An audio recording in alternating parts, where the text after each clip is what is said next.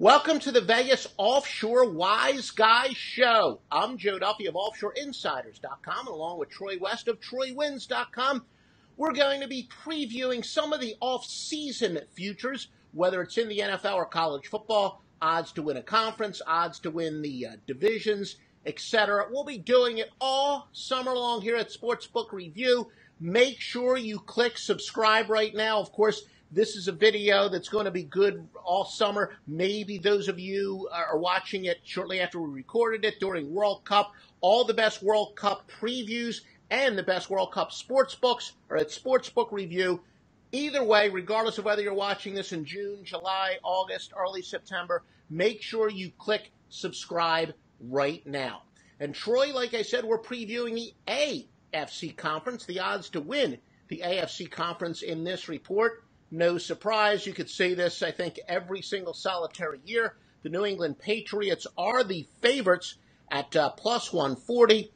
Of course, we got those rumors that Brady and Belichick, they're not agreeing on everything. I don't think that's any big deal. That was a rumor in the playoffs. Obviously, they made it to the Super Bowl, and the fact they didn't win the Super Bowl had nothing to do with any problems on offense. It was that they could not stop the Philadelphia Eagles. So, I think the New England Patriots are the obvious favorite. Again, like I said, if I'm simply making picks for a newspaper where I'm not even worried about the odds, the Patriots would be the team that I would pick to win the Super Bowl, not sticking my neck out there. But, Troy, is there any reason why the Patriots should not be the favorites? Yeah, absolutely. I think this is the year that the Patriots take a very big step back. Now, they do play in one of the weaker divisions in all of football, so that gives them a significant edge. However, this team, let's be honest, Joe, this is a team that really struggled defensively throughout the course of the year. They had some bright spots, but even into the playoffs, they had an easy road to the Super Bowl. They ended up getting the Tennessee Titans, who really wasn't much of a football team. They got the Jaguars, who, overachieved quite a bit last year. And then they got the Philadelphia Eagles, where ultimately they were dethroned. But this is a team that lost Malcolm Butler. Yeah, he didn't play in the Super Bowl, but you still lose one of your starting corners. You lose your defensive coordinator, who's been there for quite some time now. And, say what you want about Patricia. We'll see, what kind of impact that has. I know Belichick has a lot to do with that defense, but you still lose your defensive coordinator. Offensively, you really don't have a true run game. You lost some offensive linemen. You lost Brandon Cooks. Julian Edelman suspended for the first 4 games. So, there's a lot of negativity going on in Patriot world. And should they be favored? Absolutely. They seem to have the easier schedule, the easier division. They get into the playoffs every year as a 1 or 2 seed, so they get that first round bye. But I just don't see this New England team being the New England teams of the past where going in, it was like, here we go again. They're going to the Super Bowl. It's a done deal. They'll probably win it. That's not my feeling this year. I think this team takes a significant step back, and I don't think that they're the favorites in the AFC this year. At some point, Tom Brady is actually going to age. Apparently he does. He has found the fountain of youth. I know I predicted last year when I did some videos with the big man on campus on his tremendous show. Make sure you do watch that on Sportsbook Review. I said that I thought a new trend that was going to develop starting last year was that coaches were going to, much like Greg Popovich and now other coaches do in the NBA, that maybe that Tom Brady would be the first superstar who would be a healthy rest. Maybe not where he would be not play the entire game, or that he wouldn't be benched for the entire game, the coach's decision, but that maybe he would play a little bit less and that they would try to break in a new quarterback. Of course, Patriots had a much more proven backup quarterback heading into last year, but that was based on the fact that 2 years ago when Brady was suspended, that the Patriots, it didn't really affect them much, and if anything, Brady had one of his finest years ever after his suspension was over. I still think that's a possibility this year. The downside to that would be that, maybe the Patriots would have to win a game on the road or 2 in the NFL playoffs.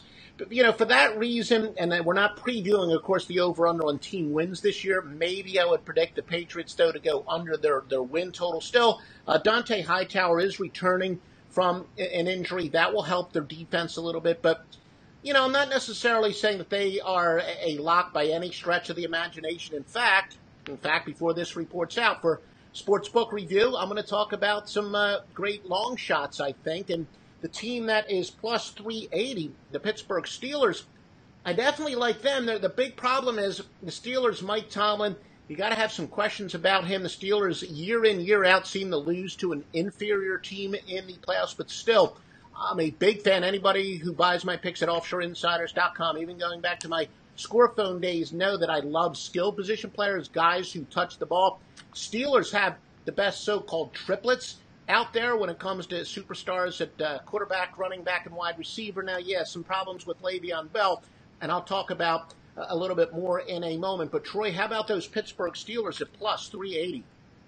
Yeah, you and I are in agreement on this, and I'm a big anti-Pittsburgh Steeler guy, not a fan of that team at all. But like you said, Mike Tomlin has held them back for quite a couple years now. Last year you get Jacksonville at home in the playoffs. You're a touchdown favorite, and you lose the game, and you give up a crap ton of points to a really bad Jacksonville offense. So, it'll be interesting to see where their defense can bounce back. Ever since Shazier went down, they really hadn't been the Steeler defense, the steel curtain that we thought they would be. Offensively, they've had no problems. They put up a lot of points. Roethlisberger, he's obviously aging, but he still had an outstanding year last year. As you said, Antonio Brown's been outstanding. Bell's been outstanding. Offense really isn't the problem, but can their defense get them back to where they want to be, which is the Super Bowl? I think at plus 380 odds, that's a very safe, I don't want to call it a safe bet, but I think that's a good, fair bet. I think they've got a really good chance. I think they have a better chance than New England. It's really unfortunate that they didn't get to face New England last year to go to the Super Bowl. But if I were to bet it, I would probably be on the Steelers as much as I don't like that football team. Yeah, with Roethlisberger, Brown, and Bell, like I said, I think they've got the best triplets out there. I do think the possible distractions with Le'Veon Bell, different than what we're talking about in New England. Look, in New England, you're talking about maybe a superstar and a head coach, two guys that are going to the Hall of Fame, not totally agreeing on some philosophy and whatnot. But Le'Veon Bell, where he's doing some whining, saying, I'm not really being appreciated, that's more bringing attention on himself rather than philosophical differences that I think are more rumored and for the most part have really been kept in the locker room in New England. But I do think Le'Veon Bell might be a little bit of a distraction, as you said. Ryan Shazier, just a devastating blow. Of course, a horrible injury, just from a human standpoint, just a horrible injury. But from a football standpoint, devastating blow for the Pittsburgh Steelers. They got a guy who's a leader both off the field and when it comes to so-called intangibles. Still, when you've got that much talent with guys who touch the ball, you're a threat to win the Super Bowl. Then again, it's quite a possibility that I'll be fading the Steelers in their opening round game, laying points, quite possibly. The Steelers have come up short in the postseason, but still, with that much talent with guys who touch the ball, they are a definite threat. A team that I don't feel is quite a definite threat, and there's a similar theme here. Like I said, I look at guys who touch the ball first and foremost, but the Jacksonville Jaguars, plus the 650, did they truly take some steps in the right direction last year, or, is Blake Bortles just not the guy to lead them to the promised land? Yeah, I don't think he's the guy to lead them to the promised land. I think last year Leonard Fournette had an outstanding year. Their offensive line did a great job. But let's be honest, at the wide receiving core position, they've got some guys, but they really don't have any true playmakers. And I think Blake Bortles, I think this coming year, I think teams are going to really kind of figure him out. What I mean by that is they're going to load the box and dare Blake Bortles to beat him. I think teams weren't really sure what to expect of Leonard Fournette last year, and he proved that he can be a star in this league. I think he's going to digress this year because defenses are really going to lock in on him and make Bortles beat you. And like I said, that wide receiving core is not very good. The defense could take a step up. That was a young defense last year. Miles Jack stepped up. A.J. Abuye played well. Ramsey played well. They're going to be back, and that has arguably one of the best defenses in all of football, likely the best defense in the AFC. So if that defense can carry him, but how far, I don't think it can carry him to a Super Bowl. Blake Bortles is kind of the handicap, the variable here. I don't think he's good enough to take this team to the Super Bowl.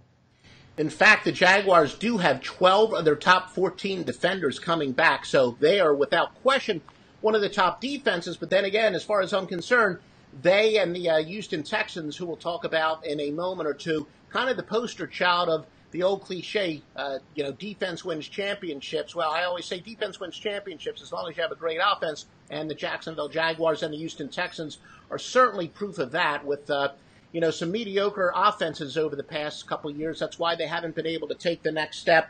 The Jaguars, though, last year, they did have some injuries to their wide receiving core. With Cole and Westbrook, they showed some promise.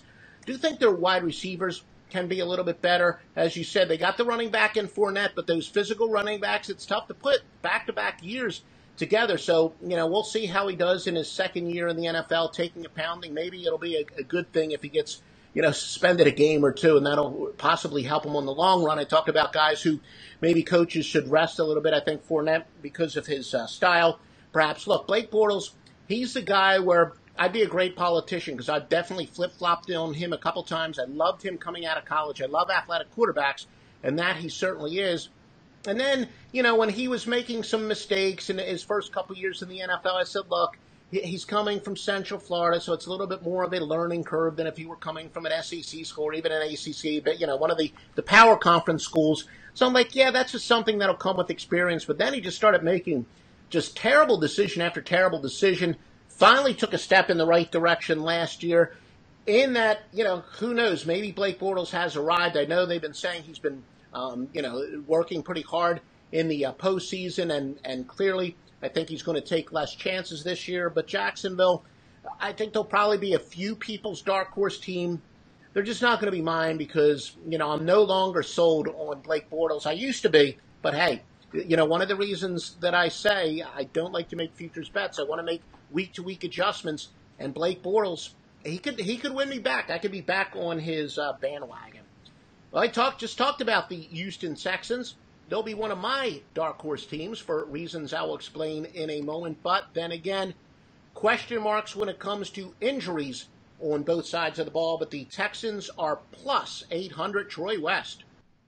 Yeah, interesting team this year. Like you said, a dark horse possibly. Like you said, injuries are so tough to handicap. What are we going to get from Deshaun Watson? This guy was a superhero before he went out, but come on, that's a huge injury for an athletic quarterback like himself. This guy depends on his legs more than arguably any other quarterback in the NFL. Will he be gun shy? Will he come back the same guy? Will he come back better? It's one of those things you're going to have to see week to week as the season progresses through. We just don't know what you're going to get from Deshaun Watson. They've got a decent running game. They're okay at the wide receiving core. J.J. Watt coming back, but let's be real, is J.J. Watt coming back as J.J. Watt? I mean, we haven't seen the true J.J. Watt in a couple of years now. Clowney's obviously there, but he's been kind of up and down. The linebacking core is a little weaker, and their secondary's got some holes. So, the Texans, if everything goes right, this could be a 10-6 and 11-5 team. If everything goes wrong, they're 8-8 or 7-9 and missing the playoffs. So I can see them being a dark horse, but they've got a lot of question marks. There's no doubt. Probably more question marks than most teams in the AFC, but they also, like you said, have the more upside than a lot of teams out there.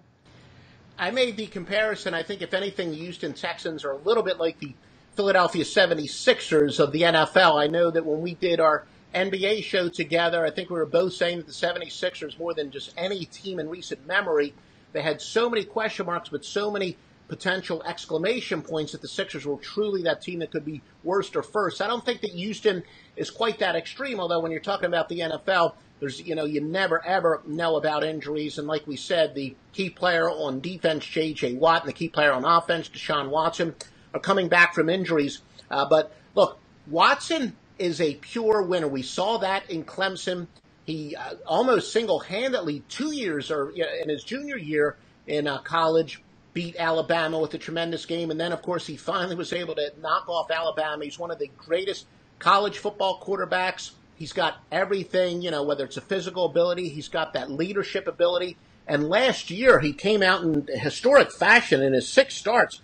Houston averaged a league best 34.7 points per game. He shattered all kinds of records along the way. He's been tremendous. 19 touchdown passes, the most ever for a rookie in his first 7 games. And, DeAndre Hopkins, he's kind of like Larry Fitzgerald was a couple years ago, maybe underutilized because he didn't really have anybody to get him the ball. But, with a very good quarterback now, he certainly does. So that could be a great pass-catch combination. But there are 2 things, not just coming back from an ACL injury, which is very serious, but the landscape is full of guys who look like, they would be the next one in their rookie year and then took a little bit of a step back in their second year. And that's something that Watson does have to definitely deal with.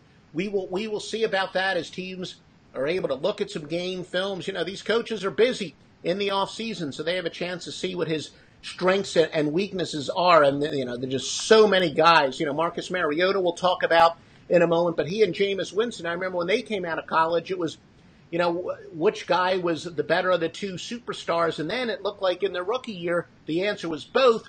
But in recent time, last year kind of looked a little bit like neither. So, clearly as great as Watson played, coming off an injury and doing it again in his second year, we've got to see him do it on the field. But the bottom line is, I think Houston is probably, of any team in the NFL, could be worse, could be first, because there are some clear question marks. And that, they do have Lamar Miller, a good running back, and they have the easiest strength of schedule. I do think, again, because of injuries, the NFL is always going to have surprises.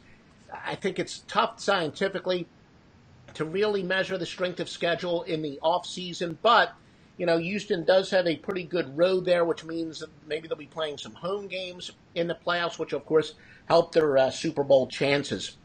Kansas City Chiefs, I don't know, Troy. Andy Reid, one of these guys, seems to follow the same pattern every year, comes out of the gates, usually after 7 games, will be 6-1, maybe start out winning the first 5 games of the year, but then come playoff time, they come up short. But if nobody can question Andy Reid's knowledge of quarterbacks, and he clearly thinks he's got the quarterback of the future. Yeah, absolutely. This could be another dark horse team because, Patrick Mahomes, this guy's got all the intangibles to be an outstanding quarterback. With that being said, he hasn't played a full season. Even the little glimpse that we got of him last year, I was like, oh, okay, I can see it. But didn't really come out and wow anybody. So it'll be interesting. They've got the running back with Kareem Hunt. The wide receiving core is still extremely weak. So Mahomes, who's he really going to throw to other than Travis Kelce? So I think that's a big question mark. This is a guy that's got a big arm, loves to chuck the ball down the field, but at the same time, you got to have guys that can go down the field. Defensively, they lose Marcus Peters, and I know he was a headache, but at the same time, that's a shutdown corner, so you got to replace him on the defensive side of the football. It's a good all-around football team. Like you said, Andy Reid's a good coach. I always pull for the guy, but he always seems to fall flat on his face when it matters the most. Last year, losing at home to Tennessee. Will that have any sort of a hangover going into this year? They've got the talent. There's no doubt about it. I think they have as much talent as anybody really in the AFC, but they do have some holes. They've got a young quarterback, and boy, I'm not sure. I mean, technically the guy's a rookie. Can he take him all the way to the Super Bowl? Oh, boy, I don't know. I know one of those overused cliches is saying that, a coach plays not to lose rather than to win, and some people might be, well, what the hell does that mean? Well, just watch Andy Reid coach in the NFL playoffs, and I guess it's appropriate he's coaching the Kansas City Chiefs because in some respects he reminds me of Marty Schottenheimer. Both of these coaches, they get a lead in the playoffs, and they just get a little bit too conservative and try to protect that lead. And look, again, last year that was the case with the Kansas City Chiefs, just because probably the most unfair criticism against coaches in any sport is they can't win the big ones. So many coaches in different sports, especially in college basketball, who quote-unquote couldn't win the big one, wind up winning the big one, so they can't win the big one until they actually do. But if there is somebody that I'm almost ready to say that about, it is Andy Reid. Still, if they did win the Super Bowl, not like I would be completely blown out of my chair, or the AFC, we're talking specifically here at plus 1,000. Another team, the Oakland Raiders. Look, new coach, we know about the biggest high-profile signing probably in a couple years in the NFL. John Gruden is at the helm. More importantly, though, Derek Carr, he's coming back from an injury. The Oakland Raiders are plus 1,200. Troy West, what do you think about Oakland? Yeah, Oakland, they're an interesting team this year. John Gruden coming back. We'll see. So many people are high on this guy. Some people are down on this guy. So it'll be really interesting to see what he really comes out and shows his true colors. He's got a good roster, but at the same time, that defense, led by Khalil Mack and Bruce Irvin, they've got a lot of holes. I mean, that defense at one point in the year was the least amount of takeaways of any team. They fire their defensive coordinator. They blame everything on Ken Norton, who's now with the Seattle Seahawks. But they've got a lot of holes on defense. Offensively, Amari Cooper really struggled last year. His stats were down. I think a lot of that may have been because of Derek Carr. Running back, who's really your guy? Is it Marshawn Lynch? I mean, Marshawn Lynch was kind of all over the map last year. Their offensive line's mediocre at best. The receiving core next to Amari Cooper, it's okay. But at the same time, I cannot see John Gruden getting this team out of the AFC. So even at those odds, I don't think the Raiders really have a chance to get there. That defense is not good enough I really think to get a big playoff win if they even get there. And they're in a very tough division. The AFC West to me is wide open. You've got the Chargers, you got the Broncos, you got the Chiefs. Oakland could finish first, they could finish last. And to me, that's one of the main reasons I'd stay away. If they were in a weaker division, they were in the South or the East, I'd say, okay, maybe I'd take a crack with Oakland, but they're in a very tough division. I'll take a pass on them. And, in some respects, I'm buying the John Gruden hype in that as an announcer, he certainly showed to us he knows the game very well. He's not BSing. He does an incredible job of breaking down what did happen, why there was a breakdown on that play, or why this play worked. And he has got this work ethic where, going back to when he was an assistant coach with the Philadelphia Eagles, he was always in the film room. So that Gruden knows his stuff. You know that he's going to work hard. But look, the bottom line is, after taking over that Tampa Bay team from Tony Dungy and winning the Super Bowl, he's 45-50, and this is one of those cases where I'll talk about straight up. He's 45-50 as a head coach since winning the Super Bowl. So if you really think he's the savior, look, he's been out of the game for a while. Yes, he's been around the game, so I don't think he's going to come in totally rusty by any stretch of the imagination as a head coach. But still, this guy, like I said, not only 5 games above 500 since winning the Super Bowl, but still he hasn't been on the sidelines in a while. And it just comes down to Derek Carr. Look, I think if Jack Del Rio had a healthy Derek Carr, I would take him over anybody else coaching the Raiders with an unhealthy Derek Carr. Still think the games are going to be won by superstars. Now, do they have a superstar quarterback? That remains to be seen. Do they have a healthy superstar quarterback? And I think that's clearly the key, but too many question marks there, so I'm not really in love with them at plus 1,200. Well, speaking of plus 1,200, the Denver Broncos, pretty good offseason acquisition. I know we talked about the Kansas City Chiefs earlier, and, Alex Smith, of course, was kind of cast aside for their quarterback of the future. If there's somebody much like an Alex Smith, he just doesn't seem to quite get that respect. Case Keenum, he's got a very solid resume as a starter, took it to the next level last year where he was tremendous. And most importantly, a Denver team that turned the ball over so many times last year. Keenum's not, a top 5, probably not even a top 10 quarterback, but at the very least, he does address Denver's problem, which was at the quarterback position. And talk about overrated. John Elway, look, he got them a Super Bowl in part because he was able to go out there and maybe use his charisma as a Hall of Fame quarterback himself and convince Peyton Manning to come to Denver. Of course, not that Peyton won the Super Bowl for them, so to speak, but I think in some respects, Case Keenum's got to take that same role that Peyton Manning did, where he's, not necessarily going to win them games, but not lose them games. And the truth is, I think Keenum is more capable of winning games than some people think. So what do you think at the Broncos at 12-1? Yeah, not bad. I mean, this is a good football team. They have a great home field advantage. Very, very tough to play in Denver. The defense is still there. This is kind of a defense last year where Von Miller and the team, I think they got so frustrated with that offense. I don't want to use the word quit, but they just weren't the same. The motivation wasn't there because they knew offensively that they were just struggling all year long. I mean, Trevor Siemian and Paxton Lynch, the combination of those two guys, they really did lose them football games, and you could kind of sense frustration and where their season went. They started out with such a high, and then it just started to slowly tank. So this is a good football team. I think Keenum really provides something that they need. But offensively, they still have holes at running back. It'll be interesting to see if Booker gets the bulk of their carries. I mean, he's not proven. I don't think they have a 1,000-yard back on that roster. Offensive line's got some holes. The wide receiving core is good, but it's aging. Demaryius Thomas has been a guy that would be known as a guy that drops a lot of footballs. So I don't know if Keenum really has the weapons to really spread the ball around. So they could still struggle offensively even with Case Keenum. Defensively, they're still very solid, but it'll be interesting to see if they're ready to rise up because Von Miller, ever since getting that new contract, he's still been good, but he wasn't the most dominant player in the league last year that we thought he would be. So Denver, they've got a lot of upside, and Keenum, if he can get that offense going and clicking like he did with Minnesota, they've got a great shot to win that division and make some noise in the playoffs. I would tend to agree with you. I don't think that Denver has quite a good enough offense, and they do have some holes on defense, so they're not going to be my dark horse to win it. I will say, though, in defense of their defense, gets back to my philosophy, the best defense is a good offense.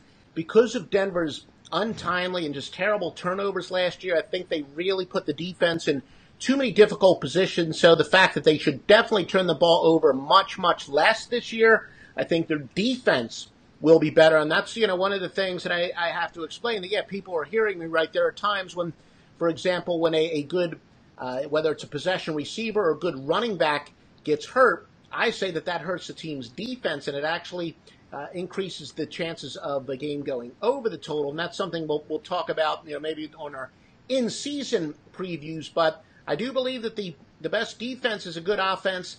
And Denver's offense really put their defense in such bad positions last year. So I think the defense is better than the pure statistics told them. The Titans at plus 1,600. Again, I guess it still just gets back to Marcus Mariota, who's been working in the offseason with their offensive coordinator, LaFleur. They say that he's really working on his footwork and that's improved. I'm a big fan of the old 90% of the game is half mental philosophy. If Mariota convinces himself that he's a better quarterback because of his footwork, I think he actually will be a better quarterback. Clearly, an issue for him was his self-confidence. And, Troy, I know that you're going to talk about it, but look, Mariota is one of these guys where he wasn't 100% healthy, and because he's an athletic quarterback, injuries hurt him more than they would a guy like Tom Brady, who's a good pocket quarterback. But Mariota, this could be a breakout year. Of course, as I said, it looked like in his rookie year that he was already having his breakout year, but I still think that Mariota could possibly be among the elite quarterbacks in the NFL. What do you think of the Tennessee Titans?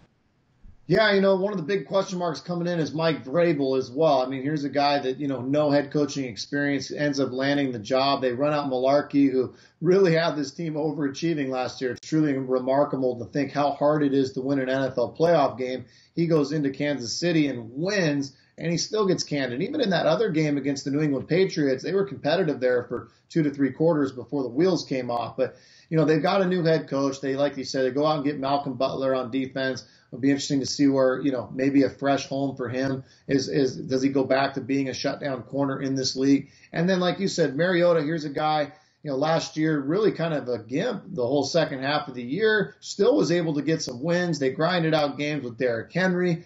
I love their grind and pound football that they do. It would be interesting. He doesn't necessarily have very many weapons at wide receiver, but if he comes back healthy and he's got the confidence to run like he did, this is a good offense, a fair enough defense, good home field advantage. Tennessee could be a decent team this year. Mike Vrabel, again, the big wild card. Does this guy come out and be the worst hire ever and really kind of run this team into the ground and really not know the X's and O's of the game? Because we've seen players come into this position and be the head coach and really don't do a whole heck of a lot. So I think Mike Vrabel's a big question mark here. Really excited to see what Mariota does, because if he does come back healthy, which I do think he will, he could have a Pro Bowl season and Tennessee could be right in the thick of things. With Evans and Landry, they did add some defensive parts this year. They could be better defensively. One thing about both Tennessee and Jacksonville and, maybe even the Houston Texans, which we talked about earlier, I do think all three of those teams can be a little bit more dangerous in the playoffs than the regular season, because when you have an athletic quarterback, you got to ration yourself at times during the regular season using that athletic ability and maybe at times protect yourself, throw the ball away, but then it all changes in the postseason where you want your quarterbacks to use their athleticism. And a guy like Mariota, you might tell him, be a little bit more of a pocket passer during the regular season, but once the playoff comes, use that athletic ability to run for first down each and every time. So, there are three teams, like I said, that could be even bigger dark horses when you enter the postseason if they barely sneak into the postseason, for example. Still, though, clearly too many question marks for me to say they're a good long shot. Well, maybe my best true long shot of them all, for reasons that probably aren't going to be very difficult to figure out. The Indianapolis Colts at plus 2,500. At least Andrew Luck has been throwing the ball the past couple days, and certainly a lot of the experts, including those who bet on futures, betting experts, and a lot of eyes on him. He did look fairly well. Of course, they didn't have him push it all that much, but a quarterback is that important. Andrew Luck, when healthy, has shown that he could be one of the elite quarterbacks in the NFL. So my best long shot, the Colts at 25-1. Yeah, they have other question marks, though, Troy West. Yeah, it's interesting. Jacoby Brissett came in here and really kind of kept this team competitive when he played. But, yeah, a lot of question marks on this team. I think their offensive line is kind of what they addressed in the draft. So if Andrew Luck does come back and is healthy, he's got at least that going for him. But the wide receiving core is fairly weak. The running game's fairly weak. And defensively, they don't really have those big-name guys. I think the Colts have a good foundation and a good overall team, but I kind of feel like they're in that rebuild mode. They're trying to get Luck back healthy. They're trying to build the offensive line, and then the next thing they got to do is kind of get some weapons around Andrew Luck, and I'm not sure he has those weapons this year. If he comes back 100%, I could see them being a 9-win team, a 10-win team. They are in, I think, the weakest division in football. It's gotten better. The Houston Texans have gotten better. The Titans have gotten better, but this is still not a great division. There's some it's up for grabs. Let's just say that. The division is up for grabs, and the Colts have dominated this division when Andrew Luck's healthy. So if he comes back, I think they could win it. And, who knows what happens in the playoffs. We've seen that stranger things can happen, but I still think the Colts are in rebuilding mode. They've got a lot of skilled guys that they've got to get in to feed Andrew Luck. The offensive line, I think, will be better, but they got to get some receivers, some speed. They don't really have anybody for Andrew Luck to really throw the ball to. Troy, there were a few teams that we haven't really touched on as of yet. Look, one team that I've heard some people, I think they're being chic about, the Jets. Jets clearly overachieved last year. A lot of people thought they wouldn't win a game, and they were looking very impressive early on in the year. They did wind up with Sam Darnold. I'm not a Sam Darnold guy, so those of you who think the Jets are going to be a great dark horse team, best of luck. I think he's just another one in the Matt Stafford mode. And look, Matt Stafford's final chapter hasn't been written, but Jay Cutler, Jeff George, Jake Plummer, I've been critics of these guys all along, and I was critics of, I think, pretty much all those guys coming out of college. Sam Darnold has bust, or, at least a guy who I think will be just a mid-range quarterback at best. I'm not a big Sam Darnold fan. I know we didn't talk about the San Diego Chargers, one of those teams that seems to be an annual enigma, and I think that's because of Phillip Rivers. But any teams that we haven't talked about, Troy, that you think could make a deep run?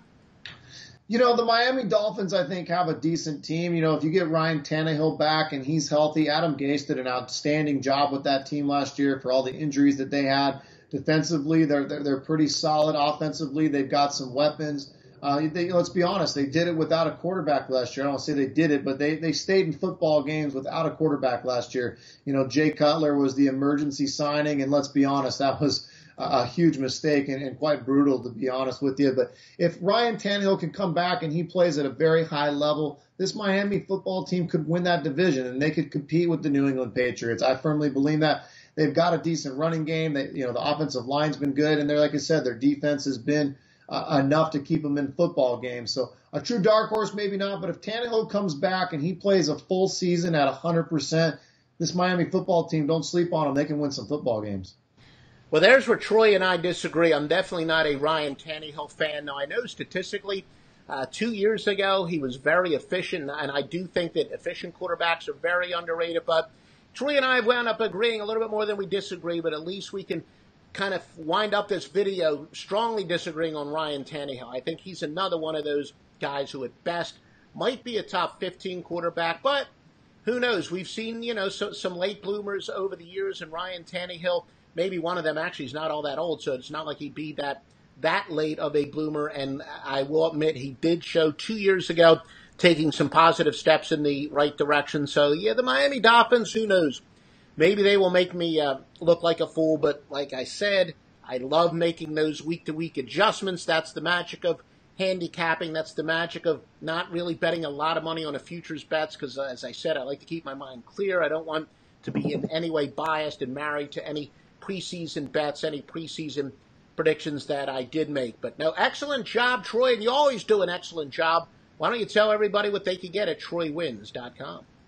Yeah, thanks, Joe. We're right in the thick of the World Cup, 2-0 so far. It's a lot of fun. We don't put a ton of money on these games, a lot of inflated lines, but it's a lot of fun to watch the World Cup. Hopefully you're enjoying it as well. Doing great right now in MLB and really kind of digging into this college football and NFL stuff, Joe, because it's right around the corner, and I think there's going to be a lot of money to be made. So come take a look at TroyWins.com. We're happy to give you a free trial. Come take a look at what we're doing. And look, folks, I'll be the first to admit I don't follow sports like the WNBA and the CFL, but I have found out that so many of the basic theories that do apply in the sports that I follow very closely, the American major sports, wind up being true in the WNBA and the CFL as far as some anti-split stuff and regression to the mean and knowing when teams are going to be overvalued and undervalued. So I've even been giving picks in those other sports based on computer systems that cross sports. And when football season is here, and it's just around the corner, and like I said, this is kind of a video with long shelf life. Maybe you're watching it in July or August. Make sure you're with me during football season and join me in the NFL preseason. NFL preseason has been fantastic to me in my 30-plus years in the business. Offshore Insiders.com. Well, make sure you do subscribe to the Sportsbook Review video page, the YouTube page. Troy and I will be back with some more off-season previews and all kinds of great Sportsbook Review personalities covering every single sport under the sun. And we'll talk to you soon. Hey guys, thanks for tuning in to our channel. Now, we've put a lot of work into producing all these free videos, so please help us out and keep all our content free for you forever by simply liking, sharing, commenting, and subscribing.